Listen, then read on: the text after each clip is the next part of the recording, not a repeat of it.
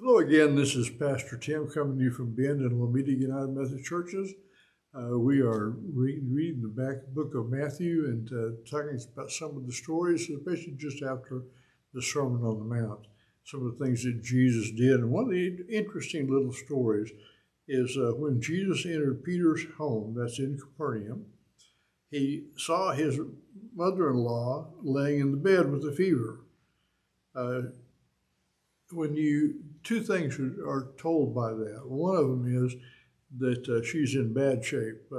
If Peter is already, say, 25 years old, that means that she's probably 55 and well past the average lifespan of somebody of that age. The average age span was about 30 or 35 years. And so she's quite elderly for that culture.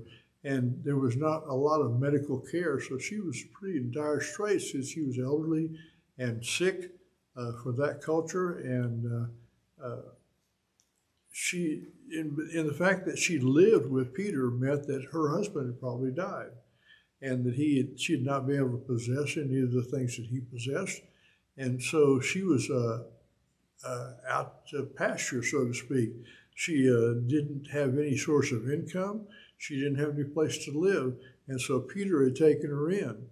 Now, part of that was that by taking her in, she helped with the family, helped around the house, and so she was not able to do that. And so Jesus comes in, and he touched her hand, and the fever left her, and she got up and began to serve. Now, some people will say that, why make an older woman that's sick get up and start serving the men? But that's what gave her purpose in her life. That's what gave her how she contributed to the household. That's how she felt like she was worthwhile. It made her feel like she was useful.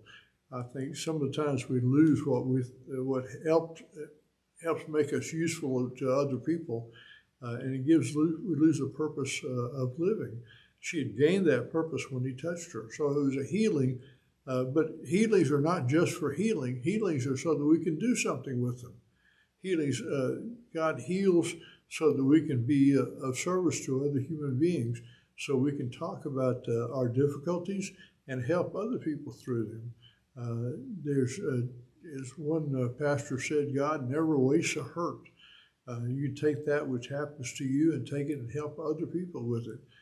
So serving was one of the gestures, one of the symbols, or one of the attitudes of the followers of Jesus. And so she became, in essence, a follower of Jesus by getting up and serving. So sometimes we find purpose not in meeting our own needs, but in meeting other people's needs. And God wants to help facilitate that. And that's what Jesus did with Peter's mother-in-law. So I hope that's helpful, and I'll see you next time.